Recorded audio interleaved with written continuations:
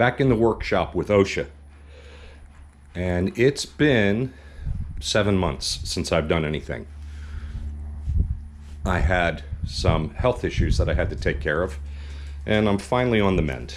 So this project is going to be a toy chest for my niece. She is expecting her first child, and she and her husband asked for a toy chest. I've made several before, and you can see in some of my other videos, but it's been some time since I've done it, so we're going to revisit this. I went to my sawmill and purchased white oak. I decided to go with a white oak this time, and now I just have to cut it down to size. So that's what I'm doing today. I'm back in the basement workshop, and I have the oak that I've cut up, and what I'm going to do now is join the panels together. When I was cutting them, I marked them so I knew which panel would go where, and I'm just going to put a couple of biscuits in to help me with some alignment, and then glue it up. The glue is what really makes the joint stay together. So I'm going to use wood glue. Tight Bond is the one that I usually use in these applications.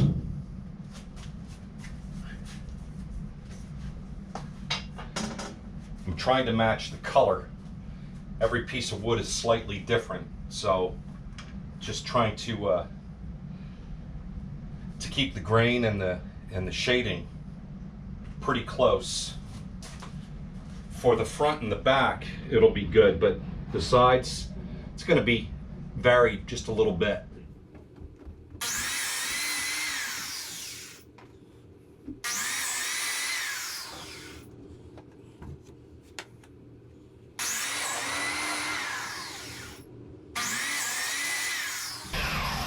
So there are different size biscuits, 0, 10, and 20. I'm using number 10. And again, I'm using it primarily for alignment.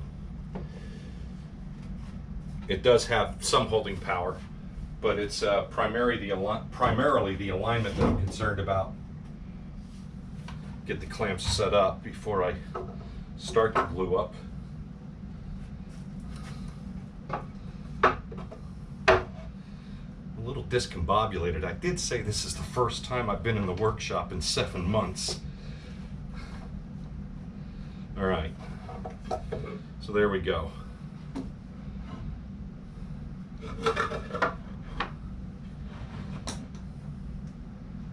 Go ahead and add the glue.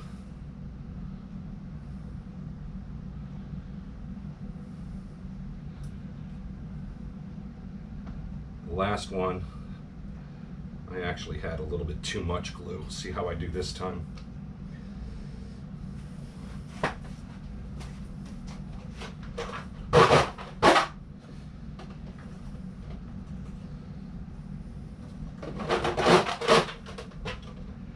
There's different ways you can spread the glue. Some people just use their finger and that works fine. Some people like a silicone brush. You can just keep cleaning the glue off. I like these soldering brushes that you spread flux with. It just works really well. They're disposable. They're not that expensive if you buy them in bulk. If you go to a home center and buy them, they are kind of expensive. I did that for a lot of years until I found out that I could buy 100 for the cost of 10 if I ordered them online. So here's that biscuit I was telling you about. It's a beechwood biscuit, number 10. Just goes in that slot, and then I spread a little bit of glue on it, just like that.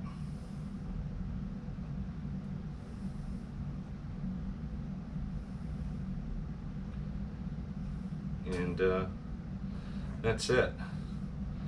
Now I don't know if the last video I did, the first video I took on this process came out, but I was talking about our nieces and nephews and how we have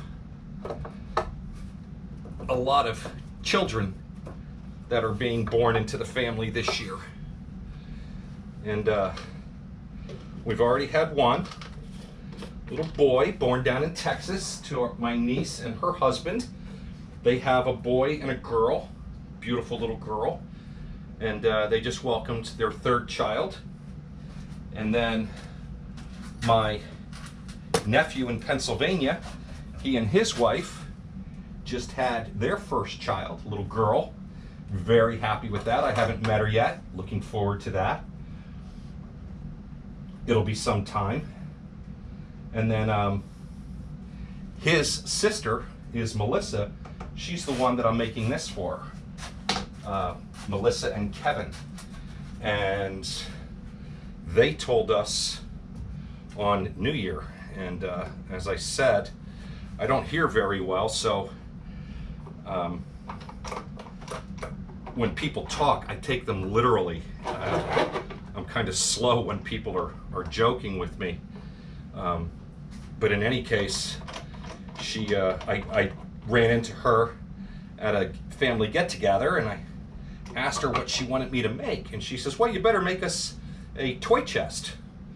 And I was very excited to have an assignment. You know, toy chest, great. Looking forward to making it. I enjoy making toy chests. Didn't even stop to think why she and her husband wanted a toy chest. Didn't even cross my mind.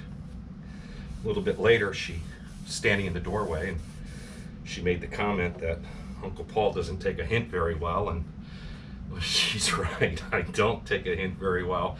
And I was like, what do you mean? I still didn't put two and two together. And she said, why do you think we need a toy chest? And you know, in my mind, it's like, well, because that's what you want. Not what you need, but what you want. And then it dawned on me, oh my gosh, you were expecting. It was very, very happy, very exciting. And then I have another niece, this one in Florida. She and her husband are expecting their fourth daughter. He is a girl dad to 4 beautiful little girls. And then finally, my nephew and his wife in Western Pennsylvania, they announced that they too are expecting this year.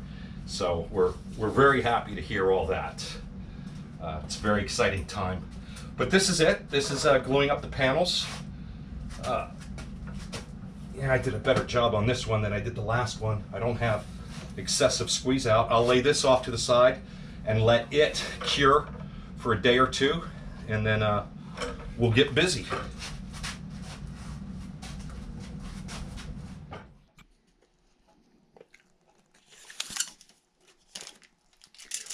Here's the setup for the dovetail jig.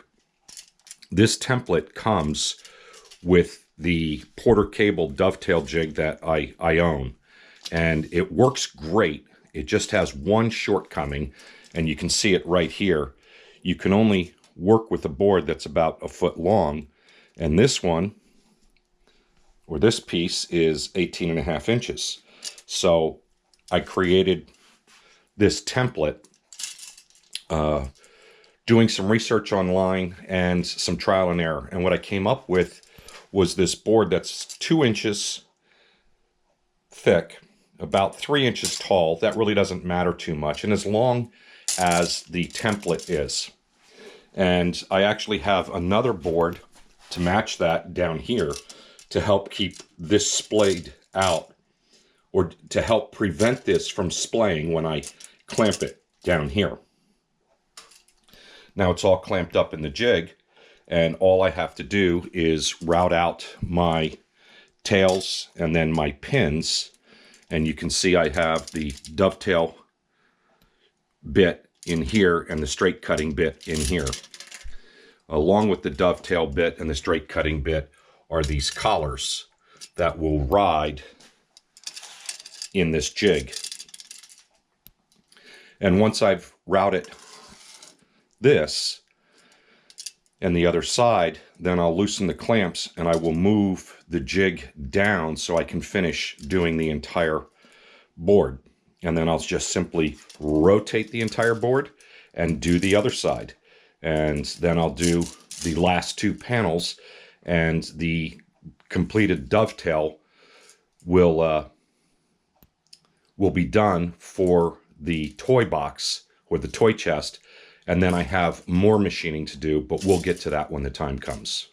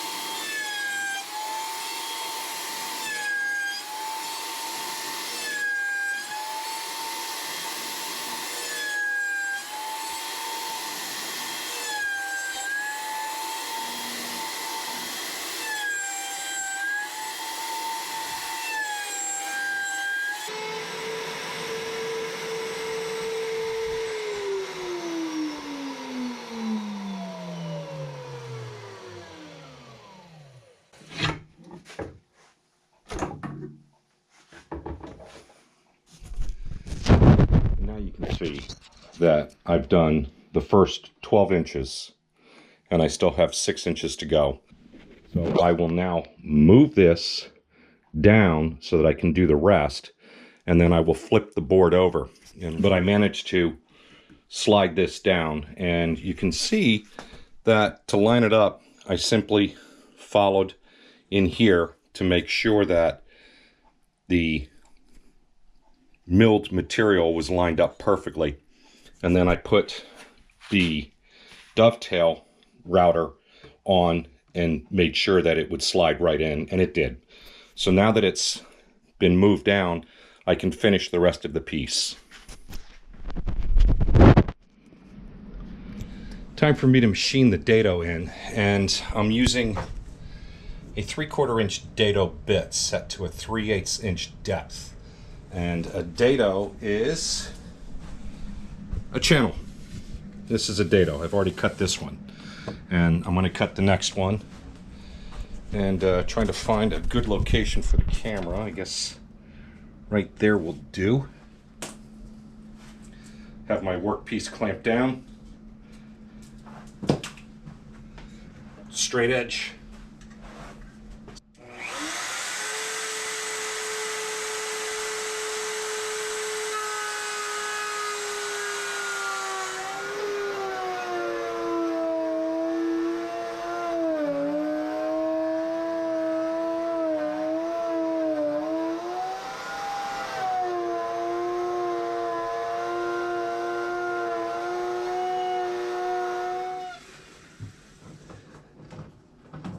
This side is the top, and I have the dado down a 1/2 inch. For the bottom, I'll raise the dado to 3/4 inch. The top and the bottom are going to be inlet into the dado that I cut around. That dado on each side is 3/8 inch deep. The interior measurement is 17 inches. So if you add the depth of the dado, 3/8 on each side, you get 17 3/4 inches. The dado itself is going to hold the top and the bottom as you put weight on it. So you want as much meat, if you will, of the wood in that dado. But you don't want to go all the way to 17 3/4 inches, because the wood is going to expand and it's going to push and create stress points. So you want to give just a little bit. So I'm cutting these to a width of 17 5/8 inches, giving them 1/8 inch or 1/16 inch on each side. So there's plenty of wood to fit into the dado and still have room for it to expand a little bit. It's a delicate balancing act that you have to take into consideration. When I'm done with this, what I'm going to do is finish the sides of the top and the bottom, and as well as the dado, because once I glue it together, I can't get in there, and I want that wood sealed all the way around so that there's no way for moisture or humidity to get in there and cause it to expand or contract. So I've already done the top. This is the bottom. I don't know if you can tell, I took some off on this side because I want the seam to be right in the center. And that way you measure from the center out to get that 17 5/8. So I took enough off of this side that now when I cut 17 5/8, I'll be taking an equal amount off of this side.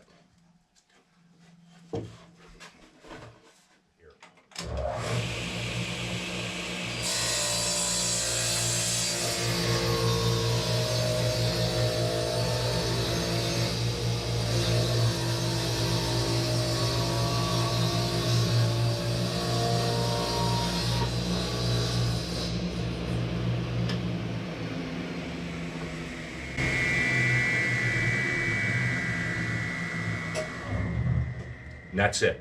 Now I need to cut it to length. So I wanted you to see this. This is the sides. This is the front and the back. And you can see how the dado I've filled with the Osmo Poly-X, because once I put this together, I won't be able to get any protection back in there. And you'll see that there's a little bit of overage. And that's not a big deal with this product, because when I go back and finish it, it will just blend right in. Time to glue up. And this is it takes a while. Once I start with the glue, I only have so much time to get the assembly done before the glue starts to dry up. Now, depending on the glue that you use, you can extend that time. So for example, I like to use the Titebond glue. And there are 3 different types of Titebond. This is the original, and it has what they refer to as a short clamp time. So you put 2 pieces of wood together, you put glue on it, 2 pieces of wood together, and shortly after that it's dry because the glue dries quickly. Titebond 2 is the same way. It's pretty quick setup. But Titebond 3, which is the waterproof glue, actually takes longer to dry, and that's what I want for today. So I'm using Titebond 3, and you can see that I've put tape along the joint, because when I clamp this together, that glue is going to squeeze out, and if you can imagine, trying to get the glue out of the inside of the box is difficult. And I don't know if you can tell on this, I finished in here, basically sealed the wood inside of the dado, because when everything comes together, I'm not going to have access to that. So it's time to get started. This takes a while. I'll just leave that running, and when I edit, I'll just make it ×2, ×3 speed, whatever.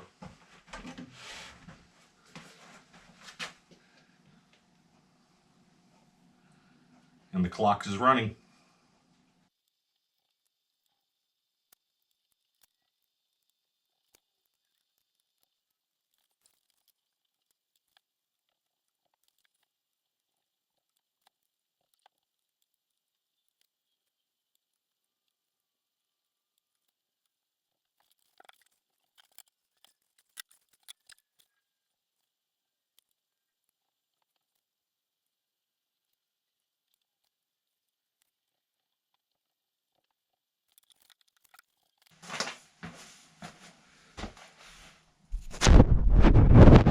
So just to show you, there's the squeeze out that I was talking about, and there'll be more.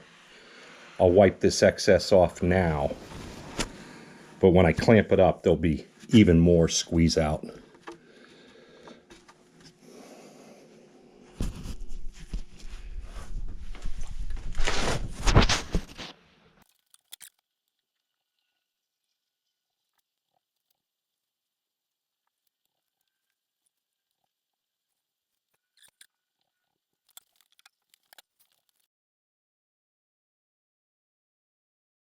bit better. You can see here that the dovetail stand just a little bit proud, and that's a function of how I set the depth of the router bit. I set it just a little too deep, and I tend to do that because it's better to have it stand a little proud than a little shallow. And then I come back and I sand it, and you can see here that I've sanded smooth. Now I can sand this smooth as well, but that's a little extra work. I have a different technique to handle that, and it's my router.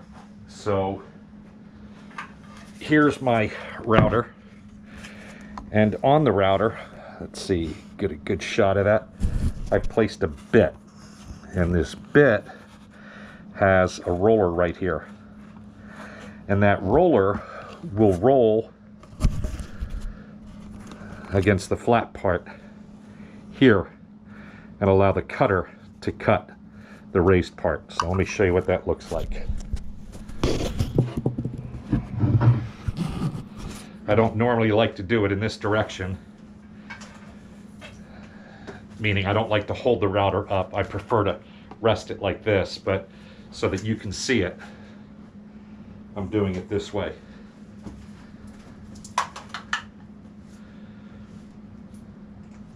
This makes quick work of it.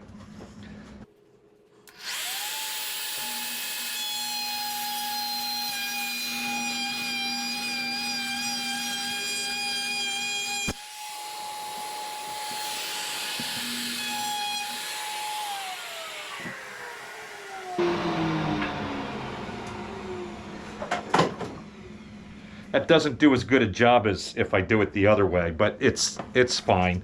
And now I can come back and I can sand this smooth.